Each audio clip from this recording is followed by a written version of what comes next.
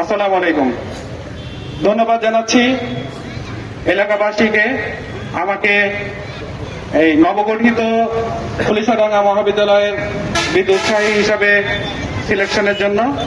আপনারা দোয়া করবেন যেন এই কলেজের কার্যক্রমগুলো সুষ্ঠুভাবে পরিচালিত করতে পারি। আপনাদের সহযোগিতা অবশ্যই কাম্য।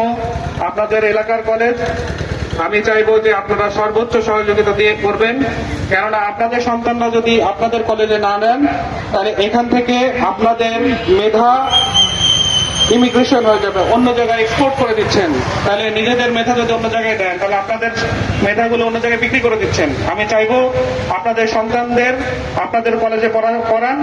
আমরা এই নতুন যে কমিটি হয়েছে আশা করি সর্বোচ্চ সহযোগিতা করবে কলেজকে। আমাদের দিক থেকে স্বপ্ন দেখি, স্বপ্ন না দেখলে স্বপ্নের কাছাকাছি যাওয়া যায় না। সবসময় এটা আমি বলি, আমরা স্বপ্ন দেখি এই কলেজটাকে আমরা সামনের দিকে আরো উন্নত নিয়ে যাব। বড়াইগ্রাম 13টা কলেজ আমাদের বড়াইগ্রাম উপজেলাতে রয়েছে, তার মধ্যে তৃতীয়ত কলেজ আমাদের এই পুলিশাডাঙ্গা মহাবিদ্যালয়, কিন্তু বর্তমানে এই কলেজের সবচেয়ে নিম্ন অবস্থায় অবস্থান করছে। 33 বছরের প্রতিষ্ঠিত একটা কলেজ বর্তমানে সবচেয়ে খারাপ অবস্থায় বিরাজ করছে। আমরা আশা করে এই কলেজে এসেছি, আপনাদের সহযোগিতা একান্ত কাম্য। আমি রাজনৈতিক ব্যক্তি নাই, তাই রাজনৈতিক বক্তৃতা যাচ্ছি না।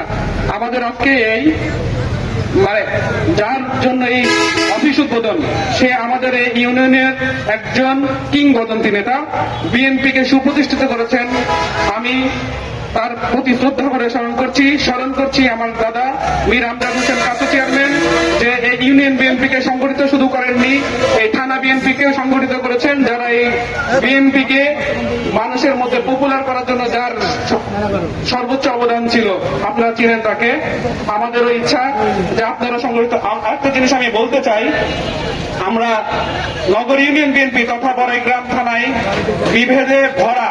আপনারা 2 দিন আগে দেখেছেন যে আওয়ামী লীগের অত্যাচারে বিএনপি উঠতে পারে না, এখন বিএনপির অত্যাচারে উঠতে পারতেছে না। তাহলে এইভাবে যদি বিভেদ নিয়ে রাজনীতি করেন তাহলে সামনে ভবিষ্যতে রাজনীতিতে অন্যরা ঢুকে যাবে, আপনারা আবারও যেখানকার অবস্থান সেখানে চলে যাবেন। আপনারা বিভেদ ভুলে একত্রিত হন। নিজেরা নিজের মধ্যে এখনই যদি দ্বন্দ্ব করেন, ভবিষ্যতে যদি আপনাদের হাতে ক্ষমতায় চলে যায় তাহলে আপনারা আরো পস্তাবেন। তাই চাইবো আপনারা সবাই একত্রিত হন। আর এইটুকু বলে আমি সংক্ষিপ্ত শেষ করছি। ধন্যবাদ উপস্থিতি।